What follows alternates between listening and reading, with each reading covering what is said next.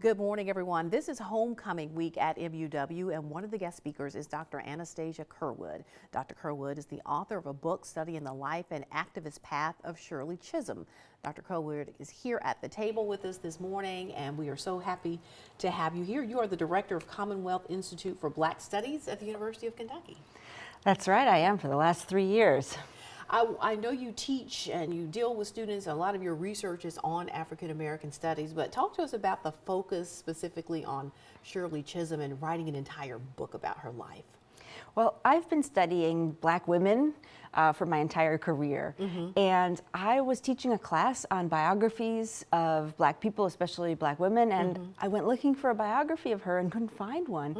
And you know, I grew up listening to my parents, who actually were around for her campaign, talk about her and talk about how anyone could be president, including Black women.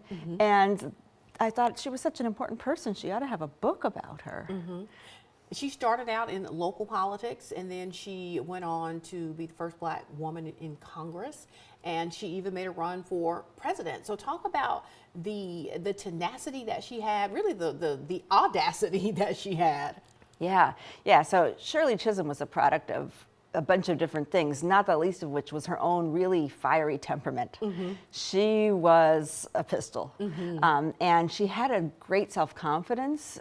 So some of that came from, she said, her grandmother in Barbados, because her parents were from Barbados and had migrated just before she was born, and her grandmother taught her to be fearless. And then also she came from a country where she had seen Black people in positions of leadership and really thought that that was important, and that Black people could and should lead. There is a description of her as being unbought and unbossed. What does that mean? That's a self-description. That's something that she called herself, and it came from her first 1968 congressional run for Congress. That's redundant, but anyway. And she was not supported by the Democratic Party bosses in her district in Brooklyn, New York. So those are the people who said who could run and who couldn't. And they refused to support her. So she said, I'm unbossed, and she was unbought because she didn't fall into those old patronage systems. Well, you know, I'll make sure you're appointed dog catcher if you vote for me, or you get your whole building or precinct or neighborhood to vote for me. So nobody could buy her. So she was truly independent. We throw the word boss around a lot, you know, in the younger generation. She truly was a boss, though. Talk about what women of 2023 who are interested in leadership positions, maybe not in the political arena, but just in general, what can they learn from Shirley Chisholm? Well, she knew how to put together a coalition. She knew how to create collaboration, and she knew how to find out where people would have overlapping interests and want the same thing. And then she'd get those people together, even if they weren't identical. But she knew how to connect people, and that was really her superpower. And it wasn't, as you mentioned, it was not just people who look like her, but it was about diversity for her. Absolutely. She said, you know, I have so much in common with, say, this person from a rural area, maybe Appalachia, or maybe the South, who might not be Black, might not be brown, but might actually still want their child to have a quality education. I have something in common with that person. Let's go forward together and try to get that good education for all our kids. When you sat down to start the book about Shirley Chisholm, how long did it take you to pull it all together and to be the work you wanted it to be? It was the better part of 15 years. It took a lot of patience. And that's because, you know, for other Congress people, there are more bigger collections of documents and papers. That's what historians use. We go back through people's mail and back through their papers to try to reconstruct what happened in their lives. It was really hard to find those materials for Shirley Chisholm.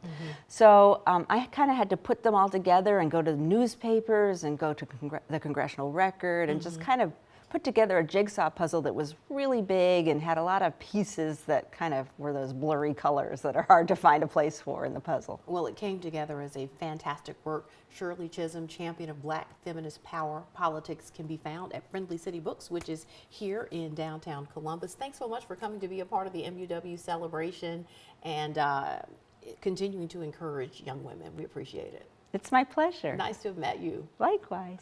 All right, coming up, without a home, without a shelter, a look at solutions to help people on the move. Mid-morning, we'll be right back. Welcome back, everyone. A conversation about homelessness, a hot button issue all over the country, often coupled with fear related to crime. Since 2015, there's been a 35% increase in people sleeping or camping outside, a so-called unsheltered population that turns to tents, tarps, boxes, cars, and public transportation. To understand why some choose the streets over a public shelter, Tony DeCopel talked to a man who was sleeping on a bench as recently as 2019 and another who is now in his car. It's getting harder and harder to ignore. All you have to do is walk to work, drive to work, and you see homeless people all scattered all over the place. A source of heartache or frustration for just about everyone. It's difficult to walk on that side of the street where there's a homeless encampment. The question is, how do we help the more than 230,000 people living on the streets in this country?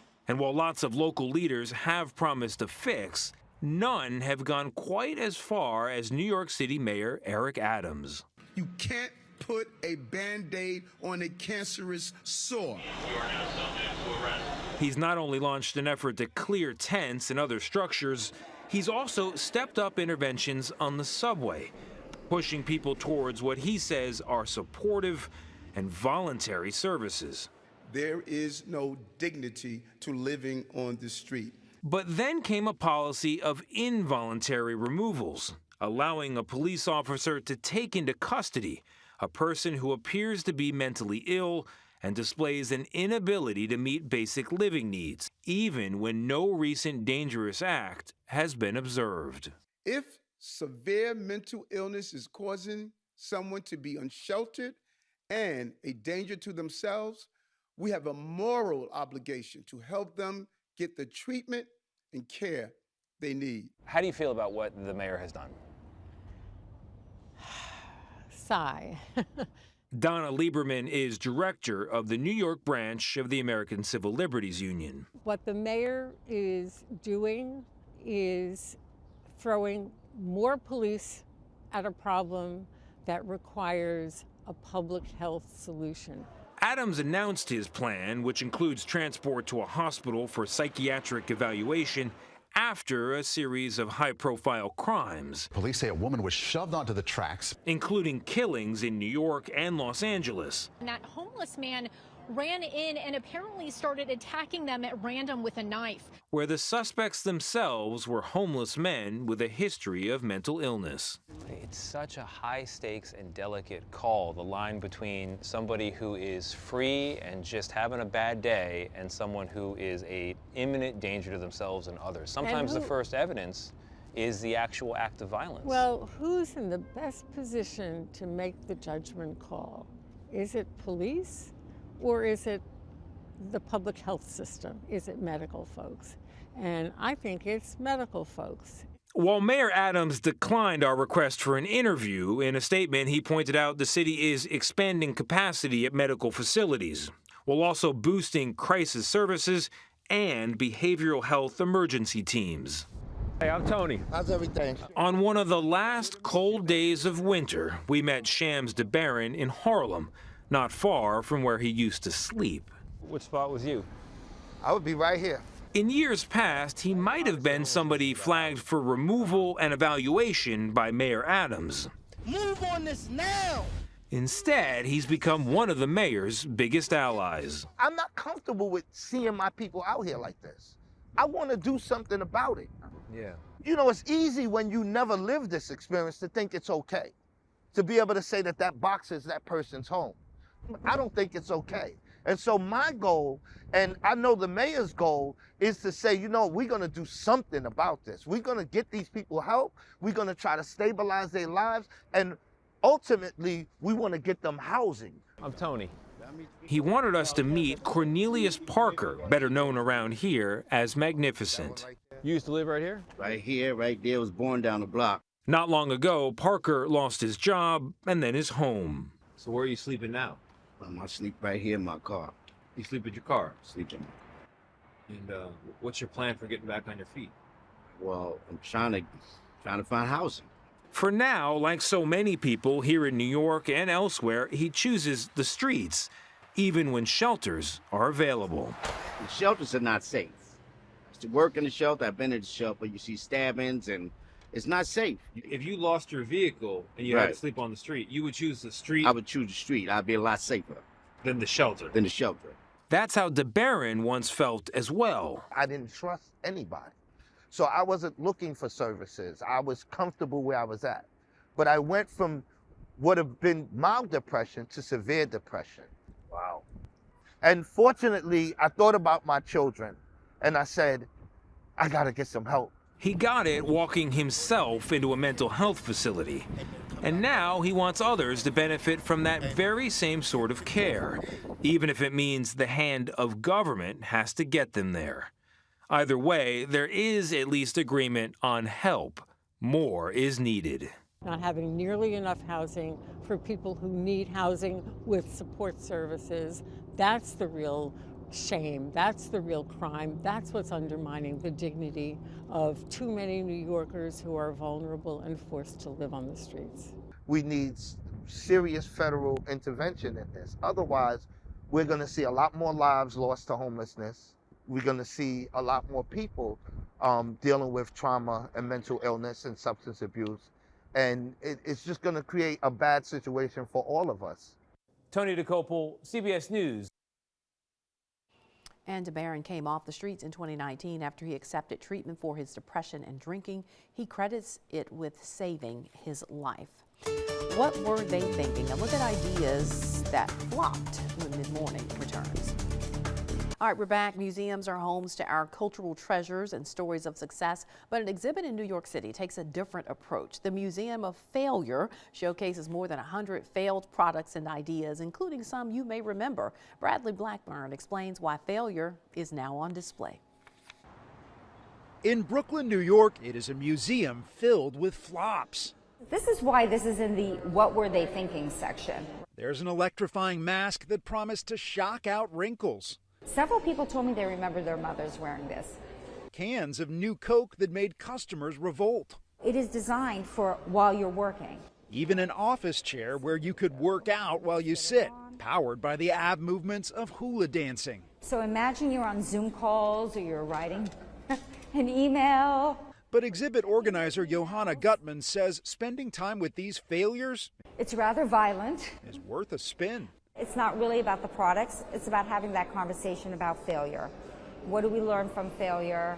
How does the fear of failure hold us back from innovating, trying new things, taking meaningful risks? The items were all collected by a Swedish psychologist who studies innovation and says companies that embrace failure are often on the right track. That may be hard to believe when it comes to Bic pens designed for women or Gerber baby food sold to single adults. But some of these bad ideas helped lead to success. People can feel comfortable trying different things, experimenting, and ultimately innovating. They invite visitors to share their own failures, filling a wall, some of them really personal. But every failure is also an opportunity. There's no true failure unless you don't learn from it. It's amazing how to see it all in one place, really.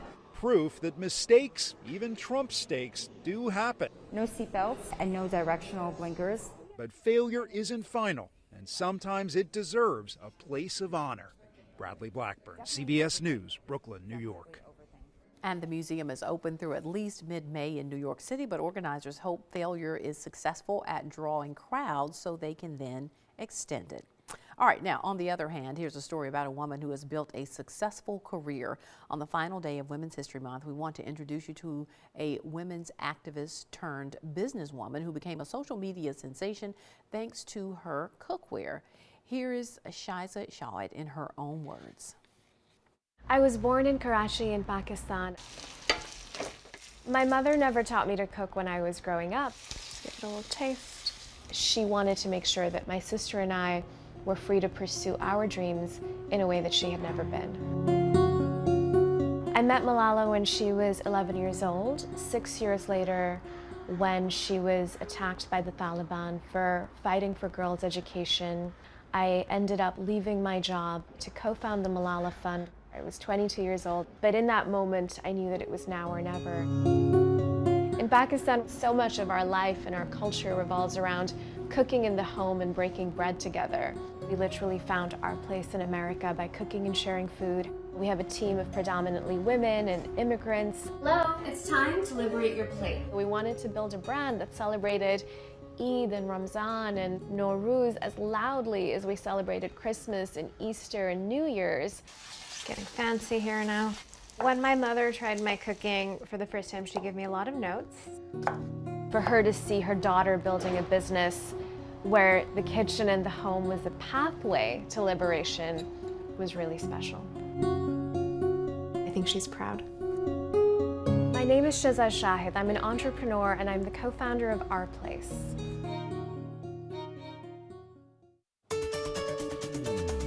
Dungeons, Dragons, it has it all. A look at this weekend's release next on This Morning.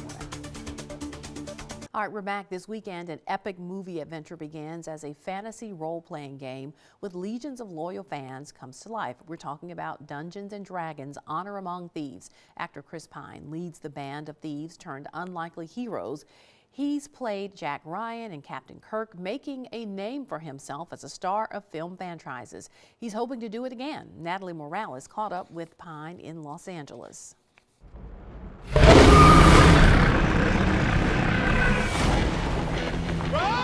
Dungeons and Dragons: Honor Among Thieves puts an adventurous twist on the popular fantasy role-playing game. But given the fan loyalty, Chris Pine was a little hesitant when it came to taking on the starring role of Edgin Darvis. I got the script and I was like, I don't know if I want to do Dungeons and Dragons. I don't really know anything about it. And my nephew had asked to come over to play the game at my house. When I watched him play, the joy of it, you don't have to know anything about dragons or anything about the world. It's just play. How do you think the film represents the game? We've had a lot of, very diehard fans watch it, and it seems like we've found a bit of resonance there. It's chaotic, it's joyful, it's fun, it's frustrating, it's sad, it's all the feels, I'm a planner. He connected with his character Edgin, a charismatic thief who is never short on wit. So you make plans that fail? No. He also plays the lute. Hogan, not relevant. Edgin is the world's greatest actor and liar. So I think I hold a lot in common with good old Edgin. Only answer when I talk to you, okay? I think a lot of people see themselves in this film. You have one character, Holga, who lost her family. You have my character who lost his family. And the idea of desiring company and family and friendship and community is very human. And I think that's really at the heart of our film. Holga, I could kiss you. Try it. Edgin, along with his best friend Holga, played by Michelle Rodriguez, go on a mission seeking redemption from his daughter and revenge against a friend turned foe, played by Hugh Grant. I don't want to see you die, which is why I'm going to leave the room. I imagine it had to be somewhat liberating being the guy and having this badass woman come to the rescue. Well, look, I grew up in a family of very strong women. Oh, we got him now! That is not a new experience for me. Pine grew up in Los Angeles with his actress mother, Gwen, and his father, Robert, who starred on the popular TV series Chips. What I'll say about my parents both is that I grew up in an intensely creative environment. They certainly were wary of me going down the path because it's a tough road. But once I was into it, they supported me wholeheartedly. What admiral's daughter? That support has led to a number of Hollywood blockbusters and reboots, as Captain Kirk in the Star Trek trilogy. I'm a spy. And Steve Trevor in Wonder Woman.